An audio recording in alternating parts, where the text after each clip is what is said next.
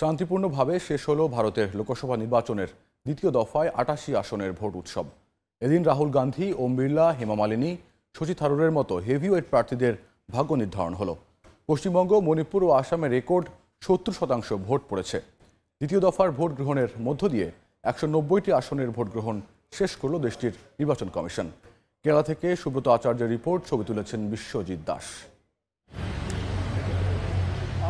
দক্ষিণ ভারতের কেরালা রাজ্যের ওয়ানারার একটি ভোট গ্রহণ কেন্দ্রের ছবি এটি। গণতান্ত্রিক অধিকার প্রয়োগের জন্য লম্বা লাইনে দাঁড়িয়ে অপেক্ষা করছেন ভোটাররা। শুধু কেরালার রাহুল গান্ধীর কেন্দ্রেই নয়, দ্বিতীয় দফায় দেশটির 13টি রাজ্যের 88টি আসনেই এমন চিত্র ছিল দিনভর। প্রায় সব ভোট কেন্দ্রেই নারী পুরুষ থেকে শুরু করে সব বয়সী ভোটারদের সরব উপস্থিতি রীতিমতো ভোট উৎসবে পরিণত হয়। कोई थोड़ा दिन मुश्किल है, कोई टेंशन नहीं है, इसलिए आता है पूरा। Youngs in India are ready to think or change for making the Prime Minister Rahul Gandhi. So we are very proud to get a candidate like Rahul Gandhi from here. Rahul Gandhi, the upcoming we expect the upcoming Prime Minister of India. We will expecting the change in the national world. তবে তাপপ্রবাহের কারণে কেরালায় 2 জন voter ও 1 জন polling এজেন্টের মৃত্যু হয়েছে বলে জানায় স্থানীয় গণমাধ্যম। যদিও তীব্র গরম উপেক্ষা করেই দক্ষিণী সিনেমার বড় বড় তারকাদেরও ভোট দিতে দেখা যায়। My vote stands for my right, for my power to choose who represents me, who will be my voice in the parliament, because this is a vote for the country. We are here because we want to change the government in Delhi.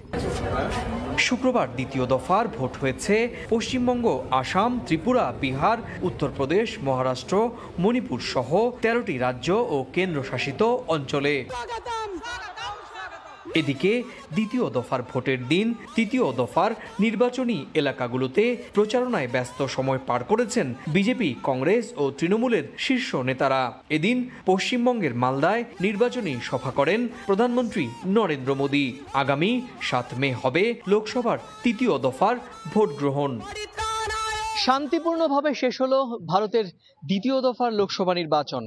এই নির্বাচনের মধ্য দিয়ে 2 দফায় 190 লোকসভা আসনের vote দিলেন প্রায় 40 কোটি voter. কেরালার ওয়ানডে কেন্দ্র থেকে সুব্রত আচার্য, সময় সংবাদ। অবশেষে জনসমক্ষে ফিরছেন ব্রিটেনের রাজা তৃতীয় চার্লস। আগামী সপ্তাহ থেকে আবারও নিজের দায়িত্ব বুঝে নেবেন তিনি। রাজার গ্রীষ্মকালীন পরিকল্পনায় জাপানে রাষ্ট্রীয় সফরও রয়েছে। ফেব্রুয়ারিতে ক্যান্সারের আক্রান্তের পর চিকিৎসায় শারীরিক অবস্থার উন্নতি হয়েছে রাজার। গেল ফেব্রুয়ারিতে ক্যান্সার ধরা পড়ে ব্রিটেনের রাজা তৃতীয় চার্লসের। এরপর থেকেই জনসমক্ষে সব ধরনের দায়িত্ব পালন থেকে বিরত থাকেন তিনি। তবে এবার সুখবর দিয়েছে বাকিংহাম প্যালেস। আগামী সপ্তাহ থেকেই জনসমক্ষে সব রকমের দায়িত্ব পালন শুরু করবেন রাজা চার্লস।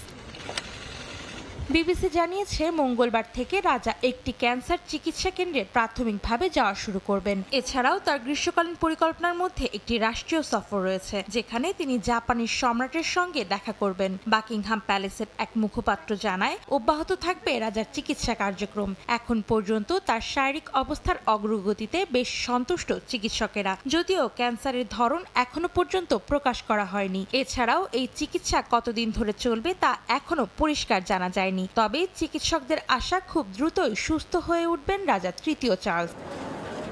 রানী দ্বিতীয় এলিজাবেথের মৃত্যুর পর 2022 সালের সেপ্টেম্বরে ব্রিটেনের রাজা হিসেবে অভিষেক ঘটে তৃতীয় চার্লসের। এরপর চলতি বছরের ফেব্রুয়ারিতে ক্যান্সার ধরা পড়লে বাকিংহাম প্যালেস এক বিবৃতিতে জানায়, চিকিৎসায় সেরে ওঠার ব্যাপারে সম্পূর্ণ আস্থা রয়েছে 75 বছর বয়সী রাজা চার্লসের। যত দ্রুত সম্ভব আবার স্বাভাবিক দায়িত্ব পালনে ফিরবেন বলেও আশাবাদী তিনি। অন্তরা সেন, সময় সংবাদ। নানা কারণে দীর্ঘদিন থেকে বাংলাদেশে বিনিয়োগ থেকে বিমুখ হচ্ছেন প্রবাসীরা। প্রবাসী কল্যাণ সেল থাকলেও খুব বেশি সহযোগিতা না পাওয়ার অভিযোগ আছে। তবে দেশে বিনিয়োগ বাড়াতে এবার বিশেষ ক্ষমতা সম্পন্ন সেল চালুর পরিকল্পনা করছে প্রবাসী কল্যাণ ও বৈদেশিক কর্মসংস্থান মন্ত্রণালয়। লন্ডন থেকে বিস্তারিত শোয়েব কবিরের প্রতিবেদনে। দেশের মানুষের উন্নয়ন দেশের অর্থনীতির মূল চালিকা শক্তি প্রবাসীদের পাঠানো রেমিটেন্স। যে কোনো দুর্যোগময় সময়ে রেমিটেন্স যোদ্ধাদের ভূমিকা থাকে অনস্বীকার্য। তবে প্রবাসীদের অভিযোগ, নানা সমস্যায় এখন দেশে বিনিয়োগে আগ্রহ হারাচ্ছেন তারা। এমন অবস্থায় প্রবাসী কল্যাণ ও বৈদেশিক কর্মসংস্থান মন্ত্রণালয়ের প্রতিমন্ত্রী শফিকুর রহমান চৌধুরীর সঙ্গে এক মতবিনিময় সভা করেছে British Bangladesh chamber of commerce ইন্ডাস্ট্রিজের নেতৃবৃন্দ। এই মতবিনিময়ে নানা সমস্যা উল্লেখ করে সেগুলি সমাধানের আহ্বান জানান ব্রিটেনের বাংলাদেশি ব্যবসায়ী নেতারা। প্রবাসী কল্যাণ সেল চালু থাকলেও সেখানে প্রবাসীদের অংশগ্রহণ না থাকায় সেটি তেমন কাজে আসছে না। তাই সরাসরি প্রবাসীদের অংশগ্রহণমূলক সেল গঠনের দাবিও জানান তারা। সরকারকে খুব গভীরভাবে নেওয়া হচ্ছে এবং মন্ত্রী মহোদয়কে আমরা ব্রিটিশ বাংলাদেশ সরকারের পক্ষ থেকে এটার পুরো একটা রিপোর্ট পেশ করেছি। আমি অত্যন্ত আশাবাদী যে উনি আমাদের এনআরবিদের যে সমস্যাগুলো আছে ওই সমস্যাগুলো নিয়ে উনি কিন্তু আলাপ করবেন। ওয়ান স্টপ সার্ভিস প্রবাসীদের জন্য প্রোভাইড করে, তাহলে আমার মনে হয় এটা কার্যকর হবে এবং প্রবাসীদের সমস্যা সমাধান করে। প্রবাসী কল্যাণ ও বৈদেশিক কর্মসংস্থান প্রতিমন্ত্রী শফিকুর রহমান চৌধুরী জানান, এর মধ্যে প্রবাসী কল্যাণ সেলের পাশাপাশি নতুন একটি সেল চালুর পরিকল্পনা করা হয়েছে। এই সেলের মাধ্যমে অগ্রাধিকার ভিত্তিতে প্রবাসীদের সকল সমস্যা সমাধান করা হবে। প্রবাসীদের সমস্যা যেখানে হবে সেখানেই সমাধান হবে। এখানে আমাদের 104টি টিসি আছে, ট্রেনিং সেন্টার আছে। সেই ট্রেনিং সেন্টারের মাধ্যমে দক্ষ শ্রমিক গঠনের লক্ষ্যে আমরা কাজ করি। এই মতবিনিময় সভায় বাংলাদেশে বাণিজ্যের প্রসারে যেসব প্রতিবন্ধকতা রয়েছে সেগুলো লিপিবদ্ধ করে নেন যুক্তরাজ্যস্থ বাংলাদেশের হাই কমিশনার সাইদা মুনা তাসলিম। মতবিনিময় শেষে মন্ত্রণালয়ের পক্ষ থেকে ব্যবসায়ী নেতাদের স্মারক তুলে দেন প্রতিমন্ত্রী। শোয়েব কবির, সময় সংবাদ, লন্ডন। জনপ্রিয় ভিডিও শেয়ারিং অ্যাপ টিকটক যুক্তরাষ্ট্রের কাছে বিক্রি করা হবে না বলে সাফ জানিয়ে দিয়েছে চীন। শুক্রবার শেয়ার বিক্রির বিষয়ে নিজেদের অবস্থান জানায় টিকটকের মালিকানাধীন প্রতিষ্ঠান বাইটড্যান্স। সম্প্রতি টিকটক নিষিদ্ধে মার্কিন সিনেটে এ সংক্রান্ত বিলটি পাশ হয়। বিলটিতে মার্কিন প্রেসিডেন্ট বাইডেন স্বাক্ষর করার মধ্য দিয়ে তা আইনে পরিণত হয়। এতে বলা হয়, আগামী 9 মাসের মধ্যে চীনা কোম্পানিটি যুক্তরাষ্ট্রের কোনো কোম্পানির কাছে টিকটক বিক্রি না করলে দেশটিতে ব্লক করে দেওয়া হবে। তবে এরই মধ্যে নিজেদের শেয়ার বিক্রির বিষয়ে নিজেদের অবস্থান পরিষ্কার করল টিকটক। কার্বন নিঃসরণের মাত্রা কমাতে উন্নত দেশগুলোকে আরও বেশি আন্তরিক হওয়ার আহ্বান জানিয়েছেন জার্মান চ্যান্সেলর ওলাফ শলস। বার্লিনে জলবায়ু সংলাপে আজারবাইজানের প্রেসিডেন্টের সঙ্গে আলাপকালে তিনি এই আহ্বান জানান। জার্মানির বার্লিন থেকে সংলাপের বিস্তারিত জানাচ্ছেন বিটু বড়ুয়া। শুক্রবার বার্লিনে অনুষ্ঠিত Petersberg Climate Dialogue in Berlin বা জলবায়ু সংলাপের ফাঁকে আজারবাইজানের প্রেসিডেন্ট ইলহাম আলিয়েভের সঙ্গে বৈঠক করেন জার্মান চ্যান্সেলর ওলাফ শলস। এ সময় তিনি জলবায়ু পরিবর্তনের ফলে নানাভাবে ক্ষতিগ্রস্ত বিশ্বের উন্নয়নশীল তৃতীয় ও অনুন্নত দেশগুলোকে অচিরেই ক্ষতিপূরণ বুঝিয়ে দেওয়ার বিষয়টি তুলে ধরেন।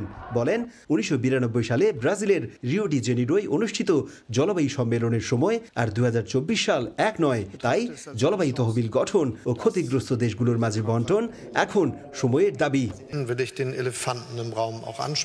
দেখুন, বিশ্বের অর্থনীতিতে দুর্বল দ্রুত উন্নয়নশীল দেশগুলোর জলবায়ুর ক্ষতি পুষিয়ে নিতে 2030 সালের মধ্যে অন্তত 2.8 ট্রিলিয়ন মার্কিন ডলারের প্রয়োজন। বিশ্বের শিল্পোন্নত দেশগুলোর সম্মিলিত প্রচেষ্টাই পারে জলবায়ুর তহবিল সমস্যার সমাধানে এগিয়ে আসতে। আজারবাইজানের রাষ্ট্রপ্রধান আলিয়েভের সঙ্গে বৈঠকে শলস আরও বলেন, জলবায়ুর পরিবর্তনে ক্ষতিগ্রস্ত অনেক দেশেরই ঋণের বোঝা নিয়েও জার্মানি ওয়াকিবহাল। এমন পরিস্থিতিতে ঋণগ্রস্ত বিভিন্ন দেশের সঙ্গে দ্বিপাক্ষিক ও সমন্বিত একটি আধুনিক পরিকল্পনা নিয়ে এগিয়ে গেলে বিশ্বের মধ্যম আয়ের দেশগুলো ঋণের বোঝা থেকে কিছুটা হলেও রেহাই পাবে।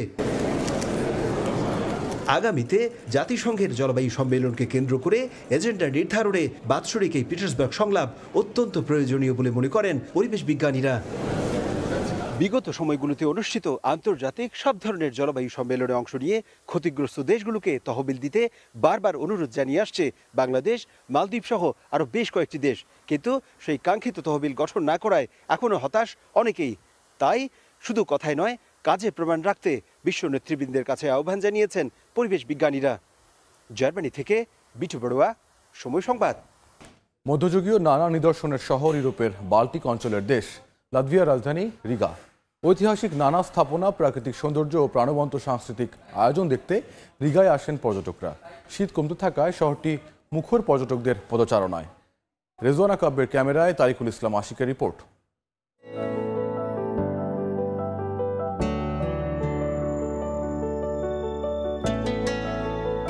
ইউরোপের বাল্টিক অঞ্চলের সমৃদ্ধ দেশ লাতভিয়া মধ্যযুগীয় অসংখ্য স্থাপনার জন্য পর্যটকদের টানে দেশটির রাজধানী রিগা। শহরের প্রায় প্রতিটি অলিতে গলিতেই দেখা মিলবে ঐতিহাসিক নানা স্থাপনা, যেগুলো বহন করছে মধ্যযুগীয় নানা স্মৃতি।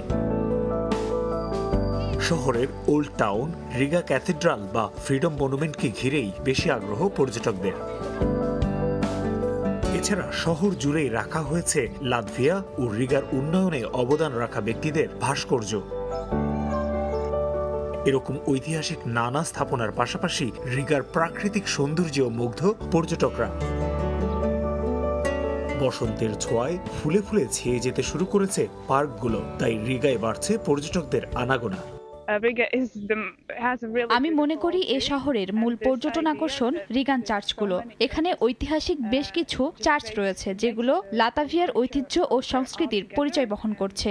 এগুলোই রিগার মূল সৌন্দর্য।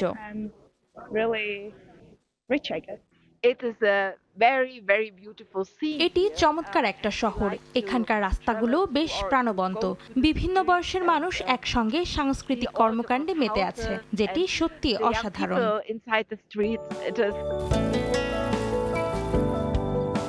সঙ্গীত, থিয়েটার বা অপেরা সহ সাংস্কৃতিক বিভিন্ন অঙ্গনে বাল্টিক অঞ্চলে বিশেষ খ্যাতি রয়েছে লাতভিয়ার রিগার। লাতভিয়ান ন্যাশনাল অপেরা হাউসের অপেরা উপভোগ করতেও অনেকে বেছে নেন রিগাকে। ঐতিহাসিক অসংখ্য চার্চ আর বিভিন্ন ঐতিহাসিক নিদর্শন দেখতেই মূলত পর্যটকরা রিগায় আসলেও প্রাকৃতিক সৌন্দর্য পিছিয়ে নেই এই বাল্টিক শহরটি। সেই সাথে এদের যে সাংস্কৃতিক কর্মকাণ্ড, সেটিও মুগ্ধ করবে যে কাউকে। তারিকুল হাসান আশিক, সময় সংবাদ, রিগা, লাতভিয়া। এ ছিল আন্তর্জাতিক সময় সংবাদের সঙ্গে থাকবেন শায়লা রহমান ইমা। ধন্যবাদ পিয়াস। সময় সংবাদ দিয়ে ফিরছি কিছুক্ষণ পর, সঙ্গেই থাকুন সময়।